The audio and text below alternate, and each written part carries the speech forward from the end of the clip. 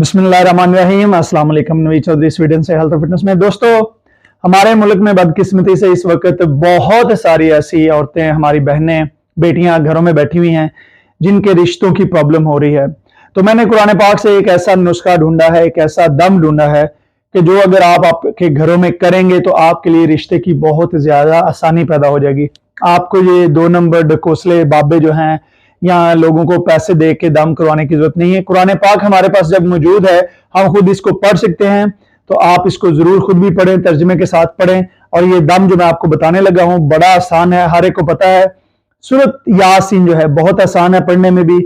जब भी आपके घर में कोई रिश्ते के लिए लोग आए तो आप ऐसा कर सकते हैं कि आप सूरत यासीन को 45 मरतबा, अव्वल आखिर पहले 11 मरतबा दुरूद शरीफ पहले पढ़ लें, 11 मरतबा दुरूद शरीफ बाद में पढ़ लें, और फिर 45 मरतबा जो है सूरत यासीन आप इसको पढ़ लें।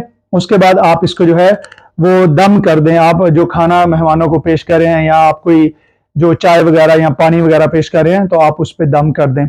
तो इंशाअल्लाह अज़ीज़ जो आपके घर में मेहमान आए होंगे, अल्लाह ताला उनके दिल में जो है आपके लिए पैदा करेगा मोहब्बत। और अगर अल्लाह ताला जो है वो आपके नसीब में ये रिश्ता अच्छा होगा तो अल्लाह ताला आपके लिए आसानियां पैदा कर देगा। तो मुझे उम्मीद है कि इंशाअल्लाह अज़ीज़ आप बजाय 2 नंबर बाबे और डकोसलों जो करते हैं लोग उनके पास जाने के, आप खुद जो कुरान पाक से हमें ये चीज़ें हैं, कुरान पाक के जो दम हैं, आप इनसे खुद भी फ़ायदा उठाएंगे। इसको दूसरों के साथ भी शेयर कीजिए।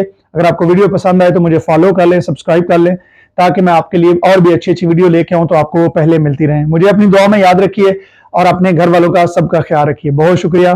खुदा हाफिज़।